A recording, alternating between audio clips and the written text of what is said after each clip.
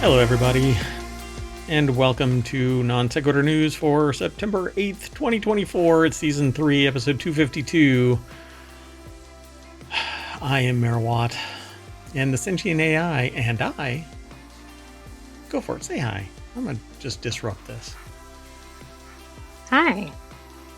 Good evening, and welcome to Non Sequitur News. You told me to say hi. Oh, I don't think I put that in the bot. Did I put it in the bot? Hold on a second. I'll do it live. I'm focused. The Sentient AI keeps me in check while we go over Boeing to avoid strike by machinists. Maybe. A Bitcoin ATM has entered the battle. 7 travel hotspots to avoid crowds, which, when it gets announced, there'll be crowded hotspots. Researchers mess with TSA Check Rosters. Throttling your internet and what you might be able to do about it. How tech features can cause friction. California speeders, beep, beep, beep, beep. Negotiating in bad faith, but, up your prices. Is this image AI generated in Australia to map to net zero? Sounds great. Let's get into it. Everything is powered by ohmTown.com. Go over there, become a citizen, but I really hang out there if you want. You can actually open up a different tab and just kind of surf through the news, but watch us here on twitch.tv or over on YouTube. I was told, I won't get into that, but go over to YouTube, follow, subscribe. What ends up happening is we stream to both, but the algorithm doesn't really like that I stream to both, and so I copy over the stream into our standard playlist over on YouTube, and you can watch us there in a playlist or the live stream. The live stream doesn't get added to the playlist, and eventually it drops off or I remove it. But nonetheless, our news is kind of evergreen and gives you a historical record of the times for the last 2 years and 9 months now. We've been talking about news that gets aggregated into ohmTown.com. So go over there, become a citizen, and you can do things like swipe left and right. So if you swipe left, it'll save it. If you swipe right, it'll hide it. Maybe the other way around. Why don't you go over and figure it out? That would be a neat little experiment, wouldn't it? Become a citizen of ohmTown.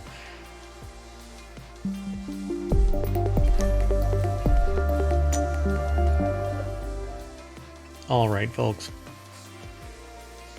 Let's get going. The first article is over in Non Sequitur News. That's the name of this channel. Oh my gosh. Boeing says it has a deal to avoid a strike by more than 30,000 machinists. The ones that probably made those door bolts that weren't installed properly. That had the audacity to go on vacation. Yeah, those machinists are not all... Actually, I don't know who it was. That was... Who knows who made those door bolts, but what you want to do is piss off the people that put your planes together. Boeing has a tentative agreement with its largest union on a new contract for factory workers that could avoid a threatened strike. It's over at abcnews.go.com. David Koenig from AP is the business writer who put this article together, and the deck statement says, well, what I already said. And it looks like they're cheering, yay, we have a deal, but this is something unrelated in the photo. Yeah, I don't quite get that. It's like a sporting event or something. Or did they have the Boeing Machinists Union at a giant stadium? 30,000 people. That'd be different. Oh, right. It kind of works. What's really interesting about the framing of this whole picture? There's a Coca-Cola bottle, dead center, perfectly framed. Oh, yeah, there is. Although there's one farther down, so... No. You're fired. Don't bring that is directly in the center of the photo. That's even the label facing you. It's aligned. Oh my gosh. Okay, do you think this potential strike is because of all the things we've been seeing from the whistleblowers? Hey, they don't take safety seriously, etc. Yeah, because if it keeps on happening, guess who's going to be out of a job? the entire business. For crying out loud, one of the Starliner is a sieve, and that's Boeing, so it has bad branding there. And then the planes are making 40,000 foot drops from 50,000. Well, they're making 15 and 25,000 foot drops down to 400 feet above sea level from time to time, apparently. Doors getting blown off, maybe just one, but I don't know. There's just a lot. There's a lot to unpack. Workers would also, okay, so it says the company agreed with a key union demand to build its next plane in Washington state, presumably by union members. No, they're going on strike so that you can build the plane somewhere else and not by union members. You know, we really don't want... It's the silliest sentence that I've seen so far. Workers would also get a $3,000 lump sum payments. Would get $3,000 lump sum payments? I guess each worker would get a lump sum payment and a lower share of healthcare costs. Boeing said the company would make new 401k contributions of up to $41.60 per employee, but the union would not achieve its demand to restore a defined benefit pension plan that was eliminated in 2014. Gosh, I wonder where the profits are going. Hold on. Should we do this live? Can we do this live? Hold on one second. Boeing 2023 profits. Boeing annual gross profit for 2023. Profit. I want for 2014. Okay, let's do that. We'll do both. So the 2023 profit, $7.724 billion. Okay. That's a 118.81% increase from 2022, according to Macro Trends. The fourth quarter was $22 billion. That was revenue. Fourth quarter revenue alone. All right. So let's look at 2014. Wait. The way that it's framed it's difficult for me to actually pull it out of here. I just wondered if it suddenly spiked because it'd be interesting to run a calculation, like whatever the pension plan. What was the last number? What was the previous number? The 2023 number? 22 billion? It was 7 point some billion in profit. 14 billion. Is that? That can't be right. Yeah, it'd be interesting to run a calculation, like what's the pension plan contribution times however many employees, and whether that compares to the profit spike. I don't know. See, I'd have to go and look a little bit closer, but like one number, the number that I'm looking at looks like it says 14.079 billion. I'd also like to know, like, as profits went up, did accidents or complaints go up as well? You don't have to look that up, but I'm just speculating. Yeah, and in 2023, 2024, you didn't hear... I mean, that's when you started hearing about it, like, overtly. So the union's bargaining committee is recommending that members ratify the contract. The president of Boeing's commercial airplanes division, Stephanie Pope, said Sunday in a video for employees that the proposed contract includes the biggest ever general wage increase. She said the promise to build Boeing's next new airliner in the Puget Sound area means job security for generations to come, but only if they can get it off the ground, so to speak. Well, I wonder if they have an existing plant there or plans, because it wouldn't really matter to the workers unless they were already in that area. Yeah, there's going to be people like moving into the area and then they go, no, sorry, it's not a tenable position for us to build there.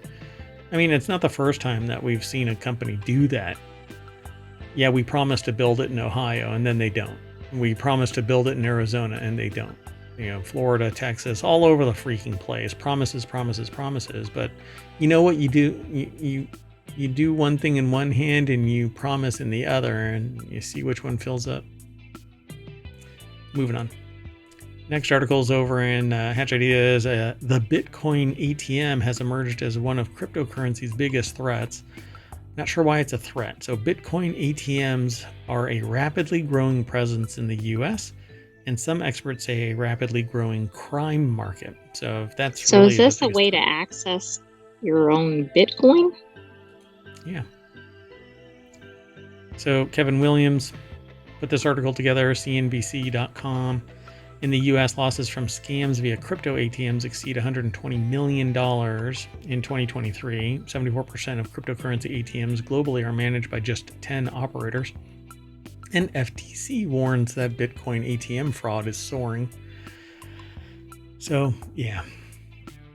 Unlike cash ATMs, though, the high value of crypto makes them prime targets for hackers. So while a cash ATM tucked away between the snack cakes and energy drinks at a gas station may not draw much attention, a Bitcoin ATM gets more scrutiny from bad actors. But unless if the way that you access your crypto ATM is not a one-time code where they only have access for that brief moment, and then when the transaction ends, there's no more access, like a skimmer or something like that won't really allow you to do anything. Right, but if it's your way to access your whole wallet or account, I could see where that could be a problem. Yeah, so it really depends on the security of these ATMs, and considering there's probably not that much competition, there says that there's 10, but who knows, they might be using the same source hardware, software, infrastructure. ATMs dealing with Bitcoin are similar to cash cousins. There are pins to punch and withdrawal fees, just like any other ATM. Unlike cash ATMs, the high value makes it basically a target. But I think somebody using one would then become a target, even if not for the Bitcoin specifically, because if somebody looks like they have large amounts of cash, yeah, and they might be worth targeting for other things. Right. Yeah, and anybody that walks up to a Bitcoin ATM, come on now. Talk about putting a target on your back. It says, ironically, a Bitcoin ATM's risks are directly related to its strengths, according to Joe Dobson, principal analyst at Mondiant. Mondiant is a cybersecurity consultancy. A Google Cloud-owned cybersecurity company. Bitcoin is decentralized, permissionless, immutable. A transaction cannot be reversed or recalled if funds are deposited to the wrong address. And that right there is the really interesting part about it. If you make an oops, it's gone. Well, and not just an oops, right? I mean, at traditional ATMs, sometimes somebody will be there requiring the person to access their account. But the same thing could happen with crypto, but on the banking thing, you might be able to get your funds back. Yep. There's no governing body within Bitcoin dictating who can or cannot run a Bitcoin ATM. Hence, many independent organizations operate the ATMs. So it could be hinky as hell. Well, that's true. It could be somebody's homemade, quote unquote, Bitcoin ATM, but meanwhile, they're accessing accounts or something if they're sophisticated enough. Yep. And it says right here, for example, someone could maliciously slip their personal deposit slips into the stack at the bank, tricking folks into depositing money into their accounts. A similar attack can happen with Bitcoin ATMs. If an attacker compromises a Bitcoin ATM, they may change the receiving wallet address or quote unquote the account number, effectively stealing user funds. Yeah, this sounds like it has many more issues than a traditional ATM. Okay. This is weird. Sorry. Yeah, sorry, focus. Many Bitcoin ATMs require personally identifiable information such as an ID or even social security number to comply with financial security or financial industry know your customer requirements. This information could be at risk if a Bitcoin ATM is compromised. So it's all about the security of the ATM. Who knows? Like, since there's no real requirements about security, it could just be running and you don't know when it gets compromised because the company that runs it isn't going to sit there and say, hey, my ATM was compromised. You know, maybe they'll patch it because they discover it on their own. Yeah, I don't know. Sai Patel, who owns a family-owned food mart in Middletown. It's called Middletown, sorry. Says that Bitcoin ATM isn't very busy, but I think that is fascinating that's even there. Maybe once a month someone comes in to use it, Patel said. It just seems weird and dangerous that it would translate into the real world without something, I don't know, something significant behind it, something trustworthy. A freaking little ATM sitting somewhere is odd. Yeah, it is. I mean, that's been one of the complaints about Bitcoin is the difficulty in accessing your money, but I'm not sure the Bitcoin ATM is the solution. Yep. So the biggest Bitcoin operators are Bitcoin Depot, CoinFlip, Athena Bitcoin, Rocket Coin, Bitstop, Margo. I don't know Margo. Where's my money? I don't know. I mean, if you Margo. saw that on the name, wouldn't it look like it was a scam? Oh, God. CoinHub, Local Coin, Byte Federal, which I think shouldn't be allowed. Right. And a lot of these even look like scam names, right? Because it's like it kind of sounds right. Cash to Bitcoin. Sounds so fly by night. So, as the market leader, Bitcoin Depot has been a target of litigation, and the company discloses in its S1 filing before going public that its users have been and could be targeted in cybersecurity incidents like an account takeover. A South Carolina woman sued Bitcoin Depot after falling victim to an alleged cryptocurrency scam. And in another instance, authorities in Texas intervened to return money from a Bitcoin Depot after a woman fell victim to a scam. And I already hear somebody going, well, there is your problem. I'm just going to leave it alone. Let's move on. Next article is over in Non Sequitur News, 7 hotspots to visit in the fall if you're trying to avoid crowds, according to a frequent traveler. The author travels all year, but fall is one of the best times to check out destinations with smaller crowds. Sonoma, California, Alberta, Canada are great North American destinations. Seville, Spain, South Island, New Zealand are great for a warmer getaway. But there is an increased tourism fee in New Zealand. Yeah, come on. We even talked about it, and people are like, oh my God, they're increasing there. You know, it's still like $80 or something like that. I know. I mean, if you're paying $1,000 plus on airline tickets, you probably don't care. But yeah. I don't know. I'd drive there, right there. That looks pretty. Yeah, but cool. I don't think that's New Zealand. Plus, it's hard to drive to New Zealand. Well, it is, unless you're in New Zealand. There's like 6 cars off the coast, but I always call up the dealership or the car rental place, and I go, look, every time I try to drive to New Zealand, the car floods.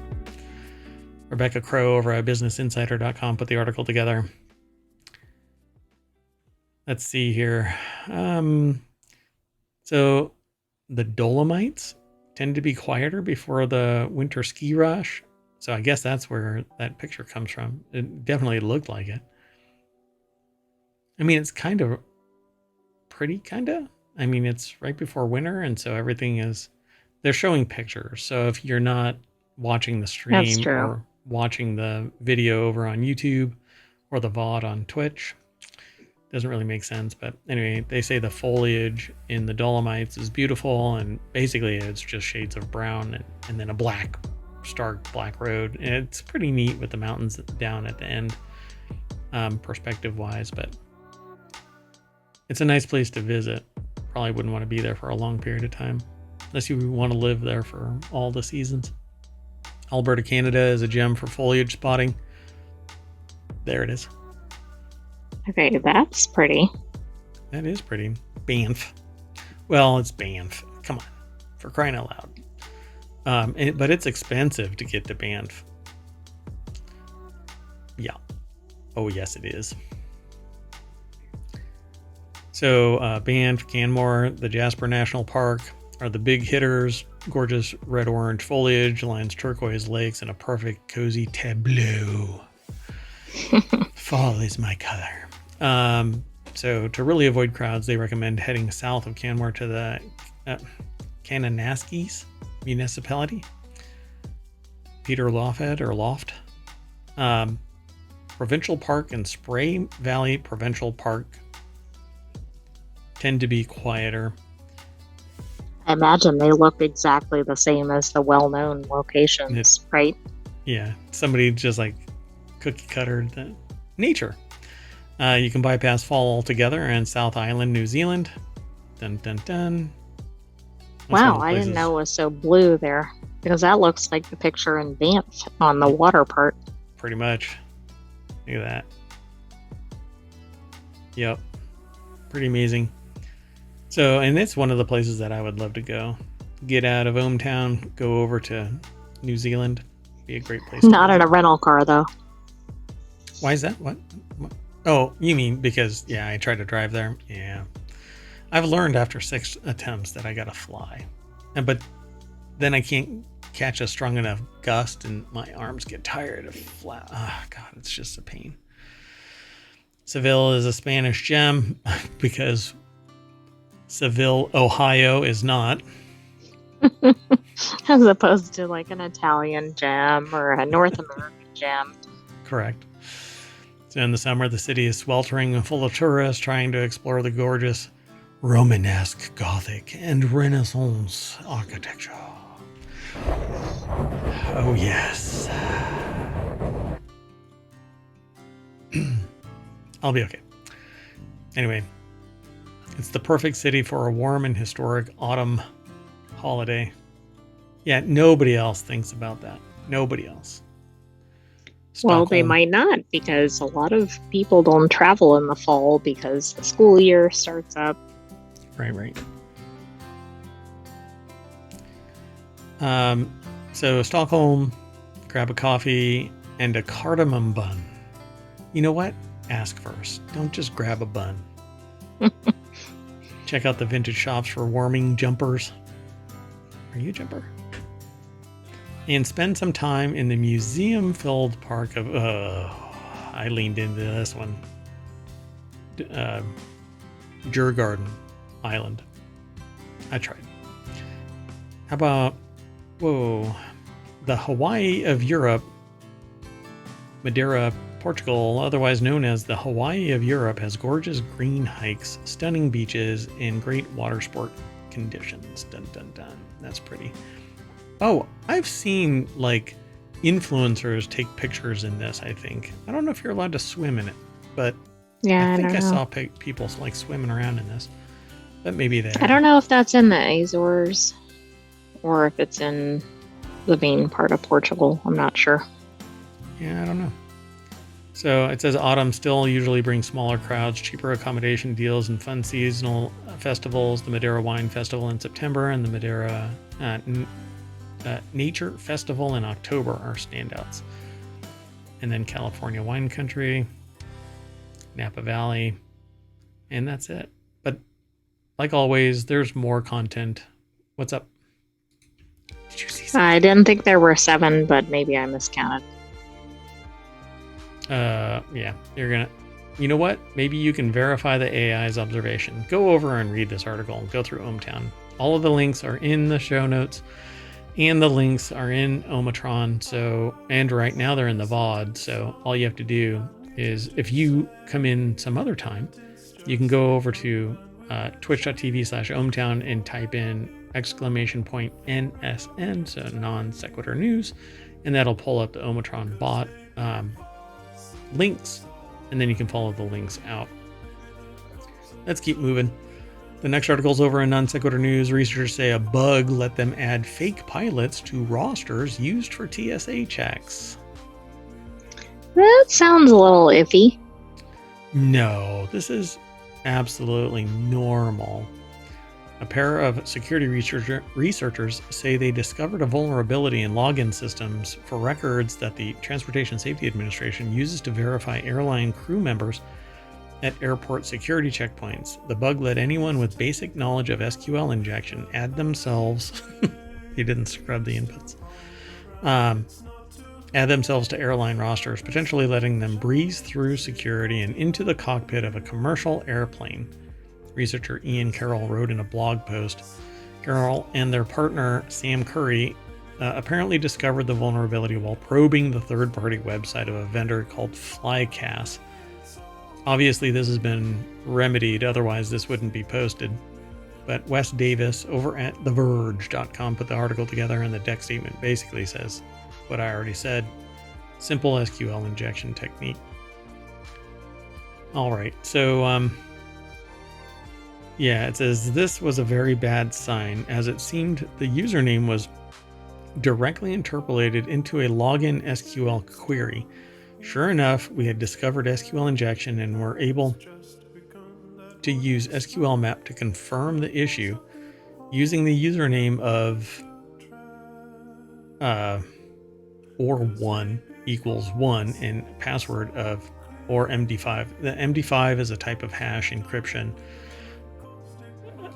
Without getting into more cryptic whatever, they were able to log in to Flycast as an administrator of Air Transport International, and thus, as an admin, they had complete control. Once they were in, no further check or authentication preventing them from adding new records, photos for any airline that uses Flycast. Anyone who might. So, the TSA press secretary denied it. What? Can you scroll up? Because it seems like it says that DHS didn't take it seriously. Oh, it was attempted to cover up. Wow. This is bad. This is really bad. They don't even let regular passengers into the cockpit of the plane because of security concerns. So this could be anybody. Yeah. Does not solely rely on this database to authenticate flight crew, and that only verified crew members are permitted access to the secure area in airports, except that they actually walk down the gangplank into the cockpit. So that means nothing to me.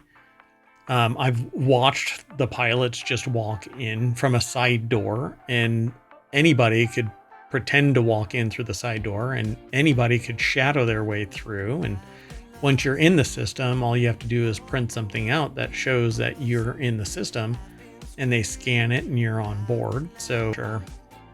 But anyway, follow the link through ohmTown over to the CNET article, and you'll be able to check out more of this. I'm actually running behind schedule, so I'm going to have to move on to the next article. This next article is over in 4-Wheel Tech. New tech features can cause headaches for buyers. Chris Teague put this article together. Some features were rated as not necessary, and they talk about this. And I'm of the mind that technology can cause friction as well. However, if you understand user interface, user experience, hold on one second.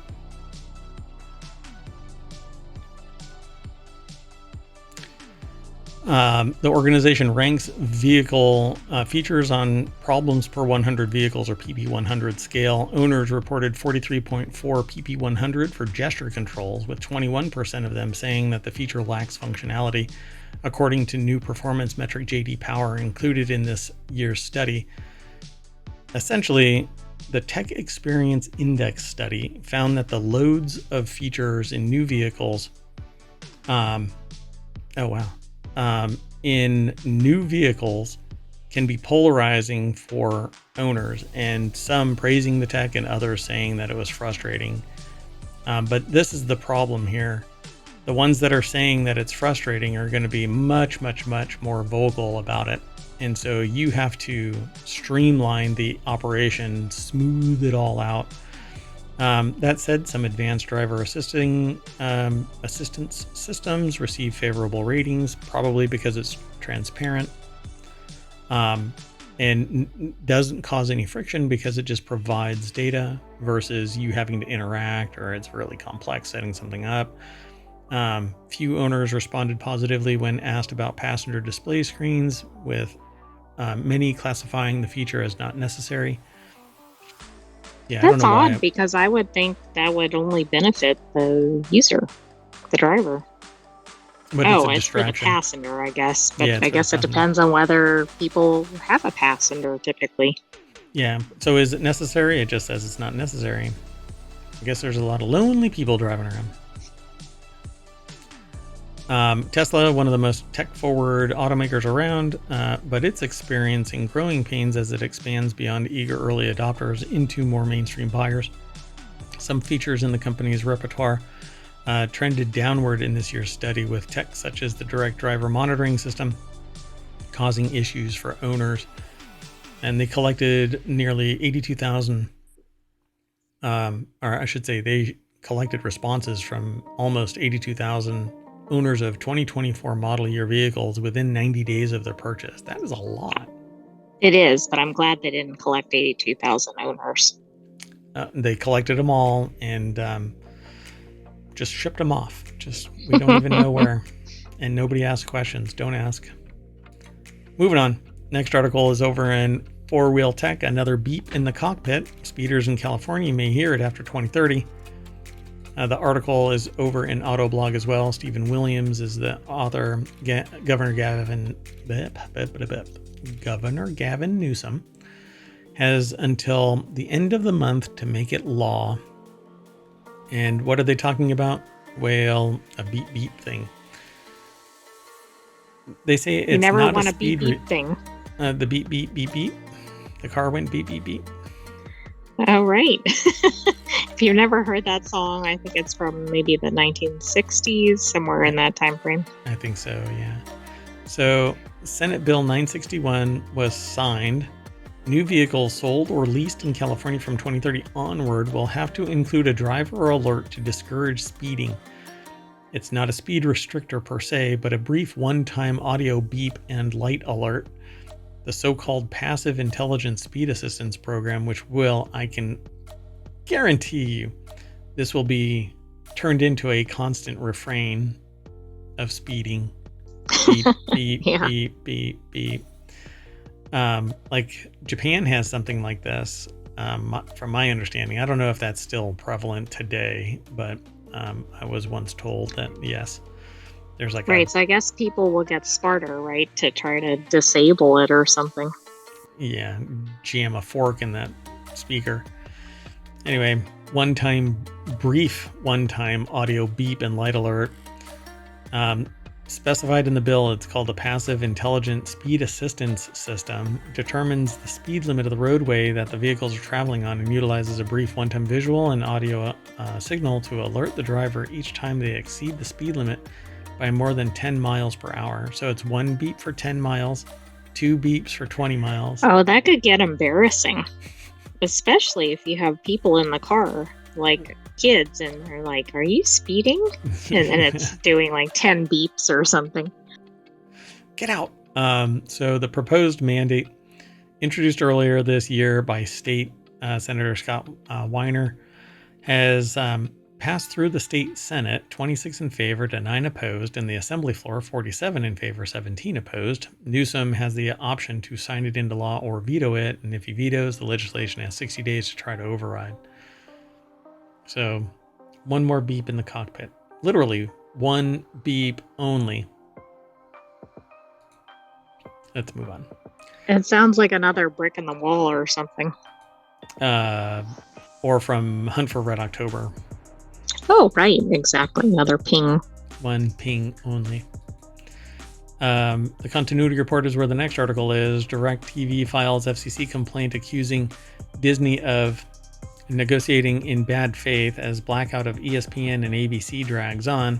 The acrimony between DirecTV and Disney in their contract fight is getting more heated, as the blackout of Disney-owned networks on DirecTV is all but certain to extend into a second week. On DirecTV, or onto DirecTV, who filed a complaint with the Federal Communications Commission alleging Disney has failed to negotiate in good faith. And to that I say, well, DirecTV keeps on upping their prices, and there is no bargaining power with its audience other than everybody leaving. So I think everybody should just bail from DirecTV. Todd Spangler over at Variety.com put this article together. And yeah, I guess they failed to reach an agreement before the September 1st expiration of their prior distribution agreement, resulting in ESPN, ABC, FX, SEC Network, ACC Network, Disney Channel, Nat Geo, Freeform, and the rest of Disney's networks getting pulled from the DirecTV lineup. Yikes. Yeah, this doesn't sound good. Wow. But who's getting mad? The viewers. Yeah, the viewers are losing. And it's because DirecTV wants a certain profit margin. So hold on, let's do this. It's a fun little exercise that we do live here.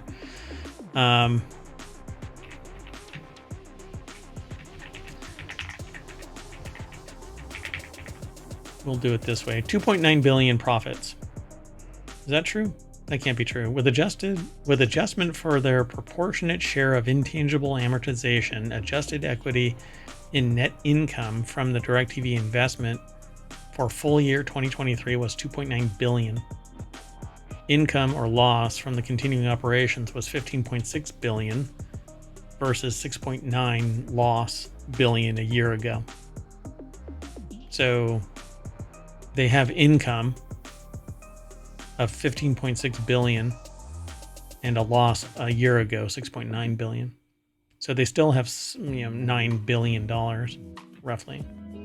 But this is an AT&T thing, so I don't know. I don't know how this is compartmentalized. It's rough for me to try and explain this thing because I don't have anything prepped. But Todd Spangler over at Variety.com put this article together. Dun, dun, dun. The timing is certainly going to be iffy too with football season and. Yep, correct. It's going to be bad because I think it's running right now. I had a phone call with somebody that was watching a game. So moving on. Next article is over in Wanted. 10 ways to tell if an image is AI generated. Photographs have had the potential to be manipulated since the darkroom ages. But AI gives everyone or anyone the technical skills to manipulate an image or generate one from a blank canvas. The first AI generation software produced graphics that were more laugh-worthy than realistic, but as technology advances, determining what's real and what's not. It's like a reality hacker. You won't know what to trust or who to trust. Same software that impresses inside the Pixel 9 Reimagine and the website formerly known as Twitter's. No, I think this is actually X. It's another company. I don't think it's Twitter's Grok, right? It's by the same Is it owner the same company? Twitter. No, it's a separate company. No, it's a separate company because it's an AI. Right. Something. It's like SpaceX or something. Right. But it's all actually, it's consuming everything on Twitter, which, boy, I'm sure that's wonderful content that is reliable and trustworthy. Anyway, creates fear that much of the content we see may be more artificial than real.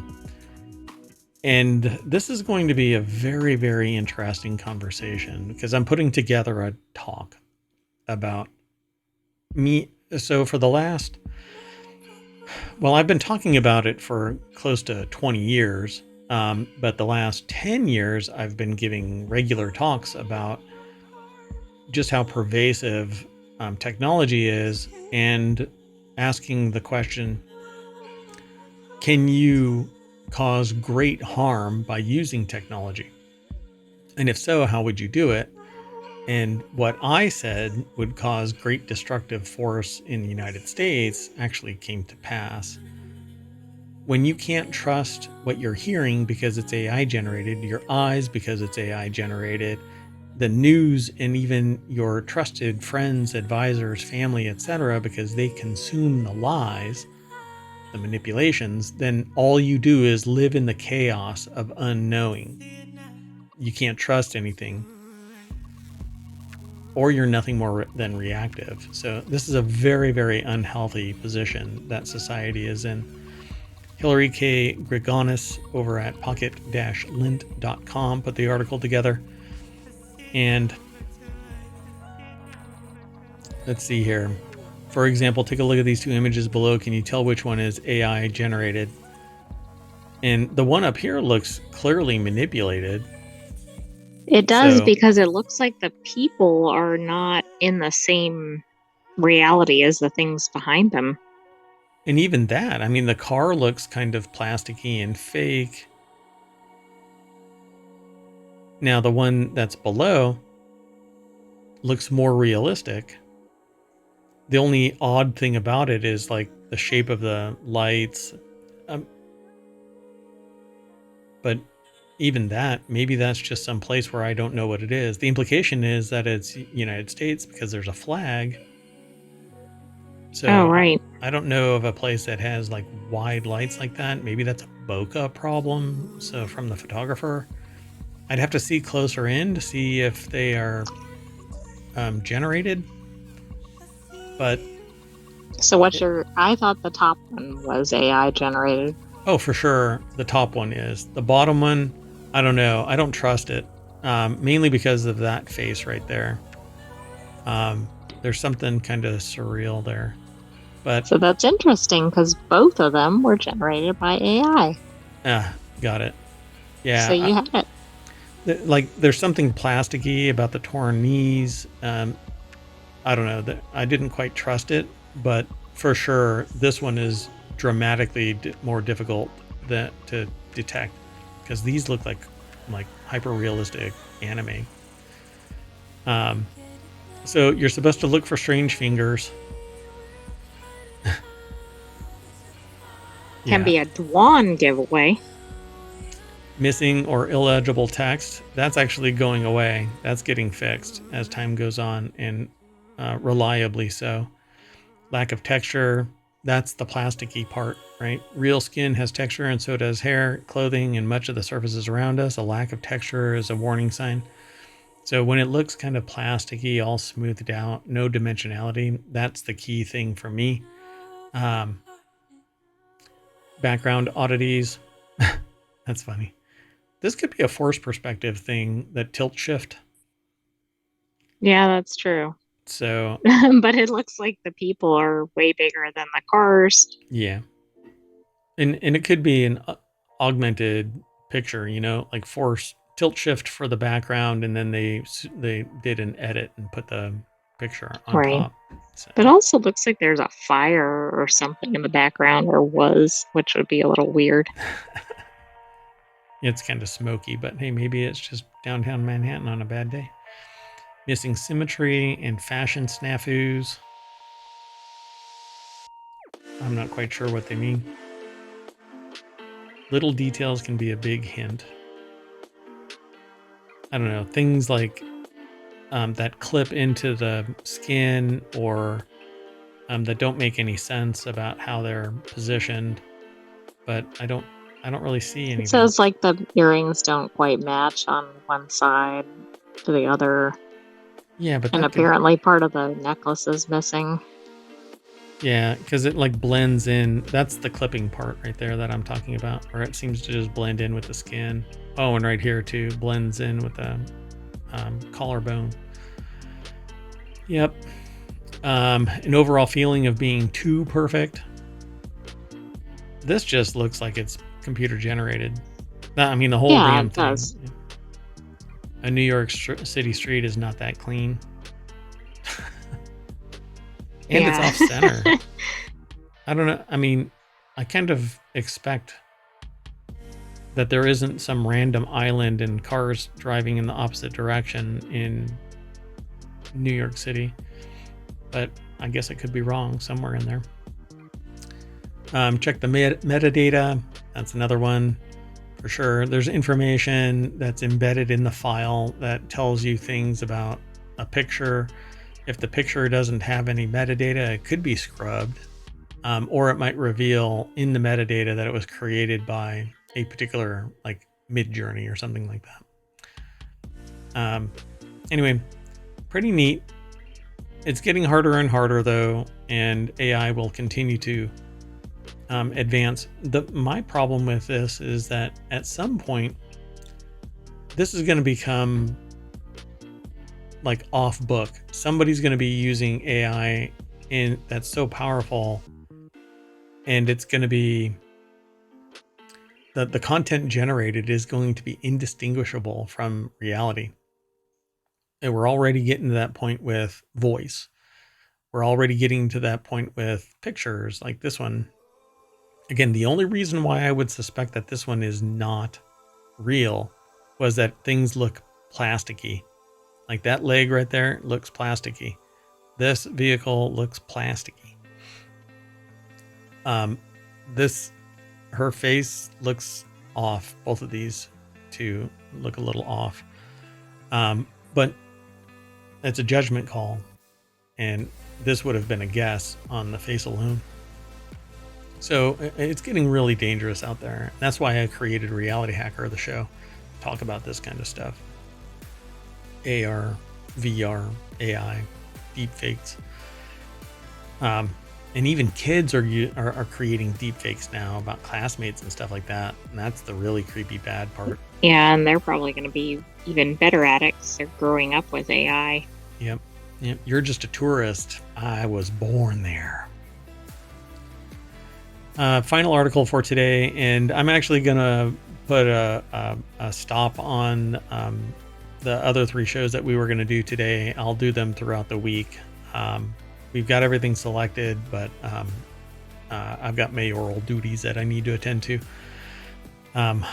But that's okay. You won't miss out. We won't miss an episode, but Sentient AI might not be there for each of those episodes.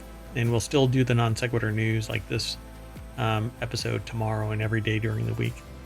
Anyway, Australia has developed a map for getting to net zero. Here's how it will guide us, or is that supposed to be the US? Because us could be anyone.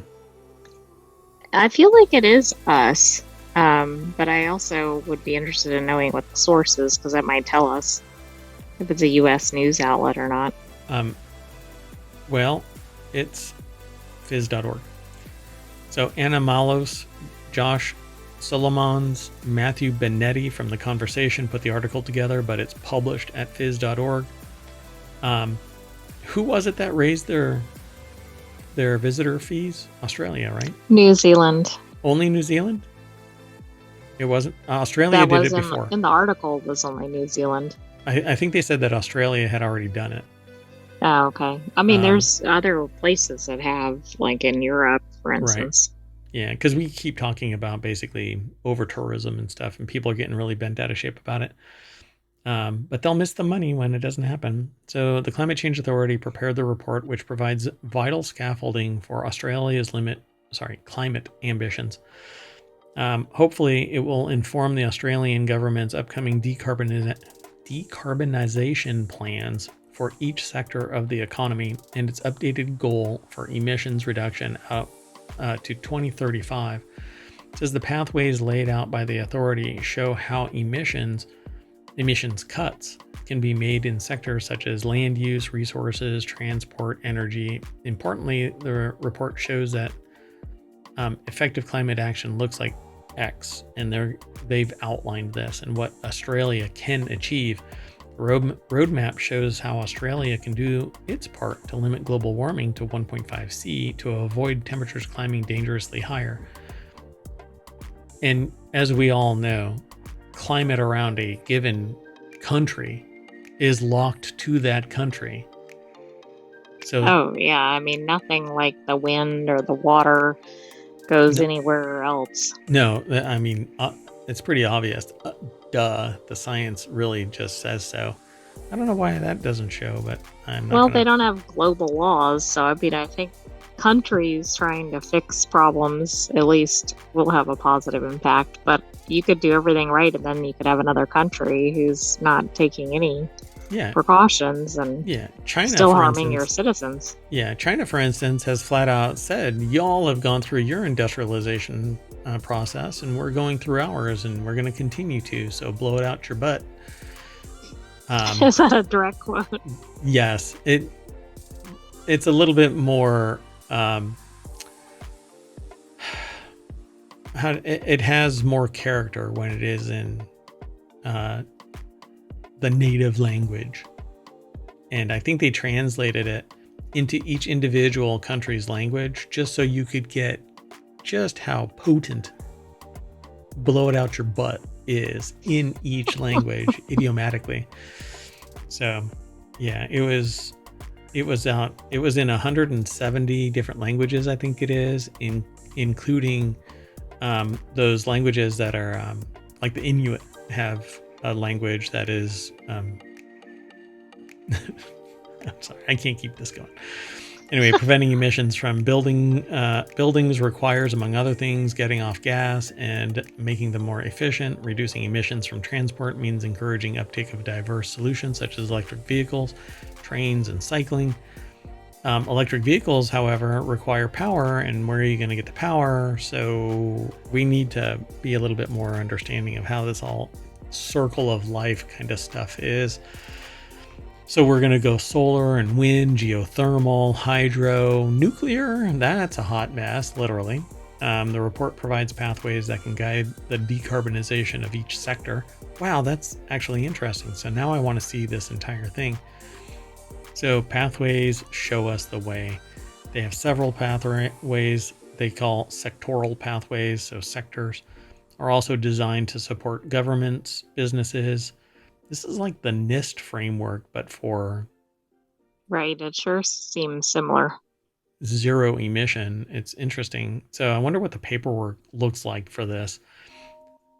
Because they mention governments, businesses, and investors as they look for opportunities to reduce emissions. And like I said, that's very NIST framework. They make it possible for governments to set clear goals, ensure policies match what is needed, and are backed by evidence rather than just setting out overarching intention of, say, cutting emissions in half by a decade or in half in a decade. Pathways show how it can be done, but everybody's context is going to be different, right? The variables are different for Australia than for New Zealand, than for China, than for Mongolia, and in that vein, Wyoming.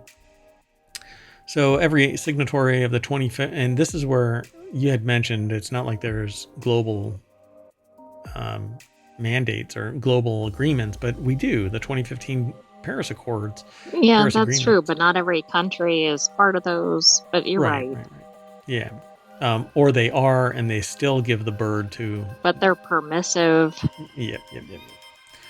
So in the authorities' plan, Australia could hit net zero by 2040 under the more ambitious pathway aimed at meeting the 1.5C goal, or 2050 under the 2C scenario, which, man, I thought if we hit above 1.5, I thought the cycle is not going to stop. Right, I think that's what's been reported previously. Maybe it's the red wine thing, We totally can recover from this if we stop it before 1.5C. Otherwise, it will cascade, and it's the end of the world, and we're going to turn into Mars. And now they're going, oh, well, maybe we can go to 2. Well, I mean, they need to create some urgency or things aren't going to get solved. That's right. What they need to do, all of those satellites that are in space, we need to drive them down a little bit lower into the atmosphere so it can just sandpaper off that layer of the atmosphere, and then maybe we'll be a little more worried about it. Either that or aliens. This is probably pushing my sarcasm a little too far, but so for the built environment, our houses, offices, and infrastructure, the report rightly notes that most technologies are now technically ready, commercially available, cheaper to run, and healthier. They include energy efficient electrical appliances, roof and wall insulation, and window glazing. You mean windows? Window glazing. Anyway, but there's an opportunity to go further. We need to just move everybody off the planet, and that'll save this planet.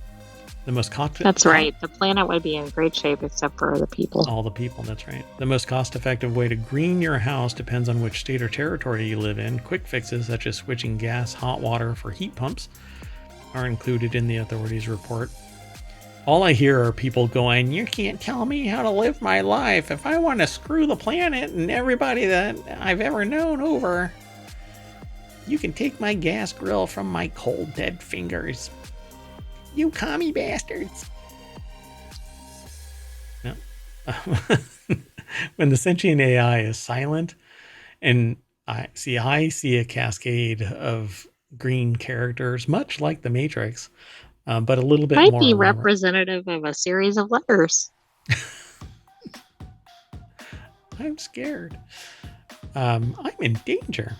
All right. Well, anyway, there's a whole lot more in this article. There's a bunch of links. I think that it's important for us to save the planet because, it's the only one we got. And I really don't want to be indebted to Musk to move over to Mars. And then that was actually And one have of to the ride things. the Starliner.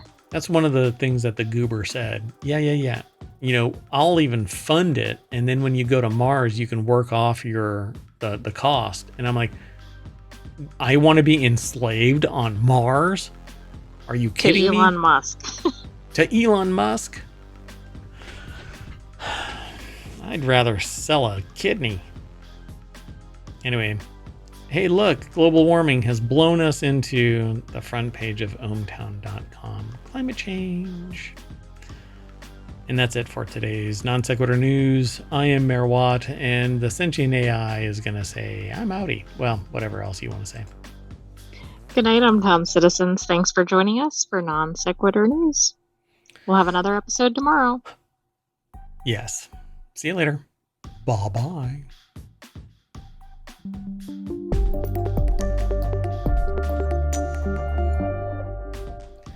Ouch, I dropped my global